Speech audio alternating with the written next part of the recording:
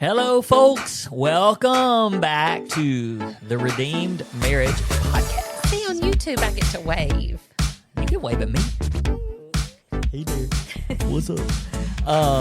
Okay, so summer shorts, and we're somewhere around question number 6-ish. Yeah. Something like that. And hey, we have enjoyed getting all your questions. If you haven't sent one in, be sure to do that. You can go to our website, theredeemedmarriage.com.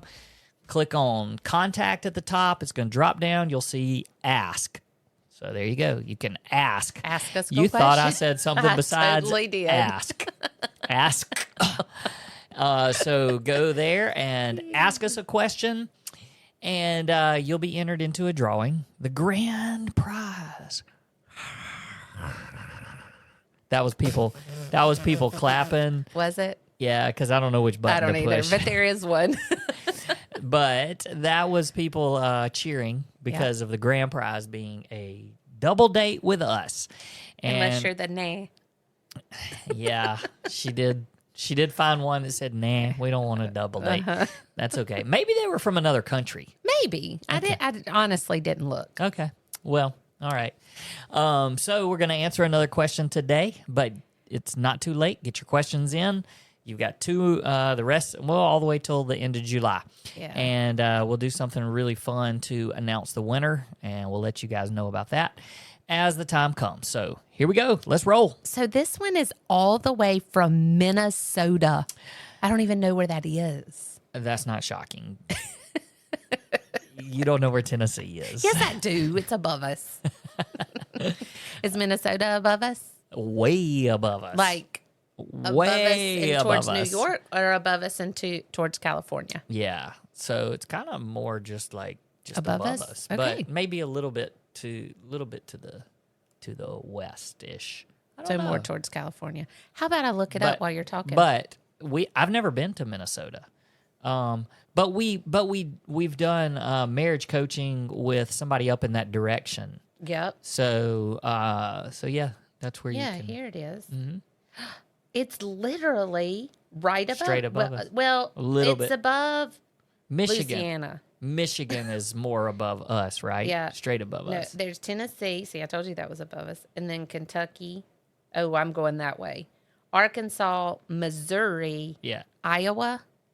Is that IA? Uh-huh. And then Minnesota. So it's way up there by the Canada. Yep. All right. Wow. So thank you. We could possibly go there. I just we remembered. could. There we go. All right. It's so a big old state, too. Minnesota. It takes up the same height as North Dakota and South Dakota combined. Mm-hmm. It's a really tall state. North Dakota is where a couple we were coaching, and so they had been to Minnesota. That's why I knew a little bit about that. It only takes 4 hours and 40 minutes to get there on a plane. On a plane. That's On what a it plane. says, yeah. All right. Hey, geography lesson is over. Let's go to the Yes. question. Okay. So here is the question. In a marriage, how should a couple handle when one spouse is touchy-feely and the other does not feel comfortable with it? Now, when I first read that, I thought they meant Touchy-feely with each other. And I was like, well, okay. But then it got interesting. Meaning, Got interesting. the husband touches other women when talking with them, and this makes the wife uncomfortable. The husband admits he would not touch another man the way he touches the females. So when he's talking to other females, he just is touchy-feely with them. And probably huggy and, patting, and Yeah. that's what I'm assuming Yeah. by what she means by touchy-feely. Yeah, I think so. I remember there being people as we were growing up, and I mean, not growing up like we were little children, but as we were young adults. And there were people, like, even in our church, that guys, like older men, that would be touchy-feely like that. And it would make you uncomfortable. Yeah. And I always said something about it. And especially when I was pregnant. What about being pregnant makes a man think it's okay to come and touch my stomach? Yeah. You wouldn't normally just come up and touch my stomach without No. permission. No. And there is. And so honestly, my first reaction to this was he's probably making some people uncomfortable and he doesn't even know it. Right, You right. know? He thinks he's being kind Right. and, showing some compassion and even what he thinks is innocent affection. Right. But And- yeah, you're right. It's probably for most people, they probably don't like it. And he probably needs to be told that it makes people uncomfortable. Because if his wife just says it makes me uncomfortable as your wife, which we'll get to that in a minute. But if she just says it makes me uncomfortable, then he can get all defensive and, be like, I'm not doing anything wrong, da da da da da. But if she's like, you're making other people uncomfortable, Yeah, and that maybe lands maybe different. that's a way to kind of address that anyway, is to be able to say, as the wife, to be able to say, I don't really like it when other guys even maybe even take it a little extreme and say, I don't really like the front hugs and it makes me uncomfortable. And to be honest, I think it makes a lot of women uncomfortable when guys that aren't their husbands. And I mean, that means like frontal hugs. It means even side hugs holding on a little too long. Like, it's like, I don't want to be up against you like that. It's very uncomfortable and inappropriate. And the touchy-feely, like, even like I've seen, which I am adamant about women counseling women and men counseling men.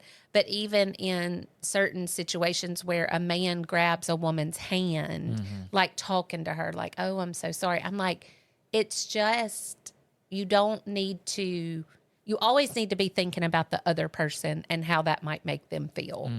And I think in this instance, he's probably making some people uncomfortable, maybe not meaning to. Yeah. But it's, and that could be an easy way to approach it. Yeah, so that's definitely one way. Yeah. So that's the Daisy Duke answer.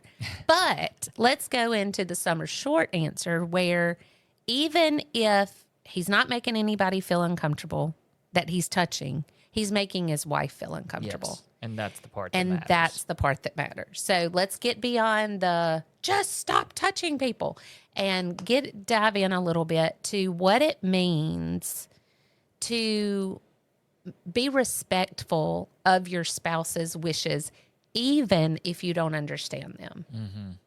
Yeah. I think that we've dealt with this through the years. We've talked about this so many times on our podcast because for us, pre-infidelity and even during that time, like that was you. I mean, you were very comfortable being a little bit, over friendly, a little bit flirtatious. Even at times when you thought it was very innocent, and I would bring it up, and then, again, we're not saying we've had this conversation so many times, but you were very good at just turning it back on me. And it was, well, people think you're rude because you're not being. And now looking back on it, I mean, we both have completely different perspectives on that. Right. And it's not that people thought I was rude. That was just your way of making yourself feel better because of what your line of thinking was and what was going on in your heart. But now looking at it, you're like, man, I mean, I was trying to protect me and us and our marriage. And so when that's happening and your other spouse is doing something that it makes you uncomfortable and you need to have that conversation with them. So then it becomes, well, what if they just don't care? What if they don't do anything about it? What if they're not showing the respect that you deserve? And how do you move forward from that? Right. Yep. And that gets tricky. Because it would be really easy if every spouse, when their significant other says, hey, this makes me uncomfortable, that they just said done. Like, okay, well then I won't do it. And that's not just in this touchy-feely. That's in things that you watch on TV. It's in places that you go. I mean, it's in, okay, for example, I'm just going to give an example. For example, part of my infidelity story started at a gym. I could really throw a fit about that if I wanted to, because you don't like for me to go to a gym anymore, because that's where it started, and that's where I was really searching for affirmation that was unhealthy. And so because of that a gym is very uncomfortable for you. Well, I could throw a fit. I mean, it's been almost 13 years since our infidelity, and I have yet to go back into a male-female gym. And I could throw a fit and be like, you're being ridiculous. I don't see it that way. Why don't you trust me? All of those things. But instead, I see that as a huge hurt for you. And I caused that. Like, my choices caused that. And so because of that, it's very easy for me to say, done deal. Then that's not important. And we have talked about it and discovered a way. I go to an all women's gym now, and to bar, and I love it. I have friendships there, and I don't have to worry about any guys being there because they don't go to bar. I don't think it's forbidden, but I just don't think they come to bar. And so with that being said, that is an area that I choose to be respectful of your wishes, because continuing to go to the gym would be more damaging towards our relationship than not. So again, I'm going into the place of, well, I submitted to that. And I don't know if submit's the right word, but I honored that for you. I honored that request. And so if you are a spouse that has been through infidelity or not, maybe your spouse is just trying to protect you from something, or maybe they see a red flag. Yeah. That's like, hey, I'm uncomfortable with this because of what it could lead to. Yeah. Yeah. And that's a big thing. Like, if I had been open to that instead of defensive, then it probably could have kept me from getting into the situation that I was in. Yep. And so I think that you have to talk about it. You can't just ignore it or hem-haw around about it. You have to talk about it and say, hey, this makes me exceedingly uncomfortable. And whether it makes the other people uncomfortable or not, it makes me uncomfortable. And out of respect for me, I'm asking you not to do it. Now, to circle back around to where you were, of what if it's still a no? Yeah. And I was trying to just think, because you mentioned like a TV show or something, something that you watch. Yeah. And there's plenty of stuff out there that we could use as an example. And I'm trying not to step on toes again. Here you go. You're fixing to talk about The Bachelor, aren't you? All right. So I was, but then I changed my mind because back in the day, the show. That's right. We don't know what it was. We don't know what it's like now, but 13 years ago. Yeah, I haven't watched it, but no, I was actually going to say back in the day there was a show, I don't think it's still on, but it was called Baywatch. Right? I don't know if it's still on. Yes, I know the show, but I don't know if it's still on. But I never watched Baywatch. But that would be one of those things that if I enjoyed watching Baywatch, and you said, why do you watch that? And I was like, it's a great story. There's always something exciting. Find another story. Yes. Like, that's just one of those things that it's like, that's not okay. If your spouse is like, that's not good, because what does that lead to? Well, it leads to images in your mind. It leads to, oh, well, I need something more than that, And so you have to be respectful. If you said the words red flags, and if your spouse is seeing a red flag in something that you're doing, touching other women as you're talking in a, even if it's a non-affectionate way. Just a flirtatious way. Yeah, or just in a kind way. I mean, I think I know what this person's saying, because I know people that I'm actually friends with, Yeah. and when they laugh, they just put their, they touch, and but if that's something that makes you uncomfortable, especially if you've had a conversation where the guy says, "Well, I wouldn't touch a dude like that." Yeah. Well, if you're not going to touch a dude like that, don't touch another woman like Right, that, right. Yeah. And so I think that there has to be this conversation. If the spouse says, "Well, I just don't care what you think. That's just who I am. I'm going to do it anyway." Well, that's something wrong with your heart. That's something wrong with their heart. Their heart. Yes. Right, They right. need, and you just have to continue telling them how uncomfortable it makes you. And there maybe even needs to be some sort of, okay, let's say they're just like, "Oh, that's just who I am. I don't know that I can stop doing that." Okay, well, let me help you stop doing that. So maybe it needs to be brought to their attention when it happens, because maybe it's just one of those things that they've done so many times over and over that they don't even realize they're doing it. So I'm just trying to think about this situation. You're in church together. The husband's talking to a lady, reaches out, pats her or whatever. Well, maybe there's a way as you're standing there. Touch his elbow. Yeah, that you're touching his elbow to say, "That's what I'm talking about." This because it's not like, "Hey, there you go, touching again." Right, It's not. right, It's right, not right. that. It's just, I want to help you so that you see what you're doing that hurts me. And that is an appropriate way to handle it if the person is willing. Like if this man said, "Oh gosh, I didn't realize I was doing that. Help me, let me, like, are you sure that's what I'm doing?" And you're like, "Yeah, I can, help you see that you're doing that." But I think where it's hitting home for this particular person is, what if they don't agree with you? And, another thing I thought of when you were talking is, how would this man feel if other men were touching his wife like that? Like, that should bother him, Yeah.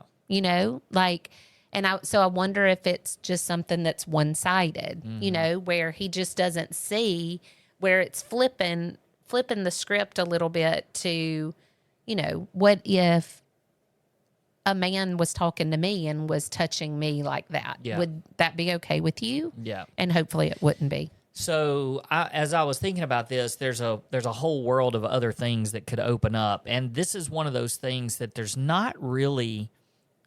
We hate using the word compromise and negotiate, because it sounds like somebody is giving up Losing. something and losing. But I'm going to use the word compromise anyway, because there's not really a compromise here. I mean, it's not like you can say, "Oh, well, that makes you uncomfortable, but I don't necessarily agree with it, so maybe I'm going to do this instead." Like, it's kind of like, what? Like, there's no compromise. Sometimes in situations like that, like this, there are some things that can be discussed and talked about. I'm not going to go into the details, but we had a situation the other day that was about to happen, and I was a little uncomfortable with it. And so I said something to you, and it sort of derailed you a little bit because you weren't expecting it, but you were obviously respectful of what I said. And so you were like, "Oh, well, I'm not going to go there because I understand how you feel." But we could have discussed it and had a compromise of, "Oh, well, if it's important that you go there, let's go together." Or, let's make sure that the appropriate boundaries are in place so that I feel comfortable. There were things that could have been discussed and talked about.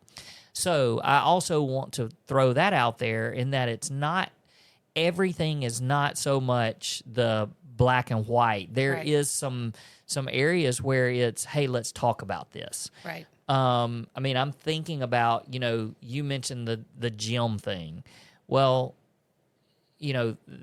for us, that was a very black and white thing. But for some people, it may be, "Well, we need to go together." Like, that's the compromise, is that we're never going to go to the gym without the other right. the other person. Yep. And that's a fix. And that's right. That's a fix. there's discuss. It's all about communication, but in the communication, it's being very, very respectful of the person. That's right. And let's go back to what you watch on TV or things you listen to, or because a lot of that can be very inappropriate, even where you go to eat. I mean, like, if you told me you were going to Hooters to eat, sorry, but all the guys are going there. They got good chicken wings. Whatever. I would be mortified. Yeah. And I would be like, I don't want. And so, what if you just continued to go there, even though you knew it bothered me? That is just lack of respect for your spouse and for your marriage. And it's blatant. And I just don't. I think that there's just not a place. There has to be an alternative. There is nothing that you can stand so firmly on that there's not a better alternative that would make your spouse happy. Like the chicken wings, but they have good chicken wings. Find another place. Wingstop, great. Definitely other places that have chicken wings that cover their boobs, like every time. Okay. The gym, like I did, I found a gym that was only women, or you go together. I'm not saying everybody has that problem at the gym. That was just for me. What you watch on TV. Oh, I know that there's massive sex scenes in this, but it's a great story. There's other stories. Find another story. Like, it's just not that hard. Right. Your marriage is worth it. And that's the thing. The boundaries that you put in place, the extreme measures that you go to protect yourself and to protect your marriage, they're worth it. Yep. And I feel like, I stand firm in this. If there is someone who is battling you on that, like, oh, it's fine. It's really not that big of a deal. You don't need to be upset about that. That is them not being respectful of your decision, and from personal experience, they're probably hiding something. And not hiding something like, oh my gosh, they're having an affair, but they're not willing to give up whatever it is they're doing for the sake of their marriage. And I think that's a problem. Yes, and like, even in this situation, I mean, can you look at it and go, well, do you really think the person's hiding something just because they're touching another, they're touching somebody? But what they might be hiding is they like the affirmation that they get they like the smile that they get from the woman as they touch their arm or whatever, as they hug them. And that's what they're hiding. They don't want to give... the enjoyment of it. That's right. They don't want to give that up. And they may be masking it, not even really realizing it, but maybe masking it I'm just a nice person, that's just me. I just want to be kind to people. But there's a reason somewhere in there. There is a reason for that. And I mean, I can say this because that was me. Yes. And I did that all the time. I was very flirty. I would say, oh, I would much rather hang around guys because I'm not a girly girl. I mean, I said all of these things that made it okay in my head. Yeah. But all of that was because I enjoyed the affirmation. It made me feel better about myself. I felt valued. All of those things that I should have been getting from my relationship with the Lord and my relationship with you. But instead, it was more enjoyable and more fun and more exciting to get it elsewhere. And here's the thing. For those first 14 years of our marriage, they were not driven by infidelity. It genuinely was your personality and who you thought that you were, who you were, and you thought that was okay. Right. But where did it lead? Right. And that's where we're going with this, Slippery because slope. it's just the slippery slope that can lead to something that you're not expecting.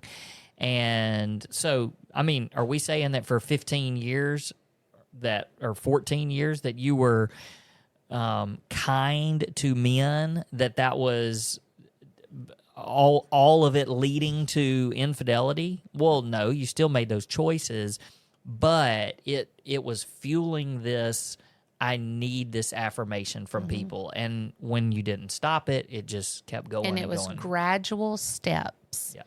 that led me in the wrong direction. Yep. Instead of stopping it and saying, I respect you in this way. I'm going to do this even though it doesn't make sense to me. And choose to do it that way, to honor you and to honor my relationship with the Lord and honor other women. Like in this case, be honoring. And honoring other husbands. Yes. Like you have no business Yeah. touching flirtatiously other women, especially other women that have a spouse. Yep. And not only that, if they don't, they're still a daughter of the king. Don't touch them that way when you are married and it's inappropriate. Yep. So good.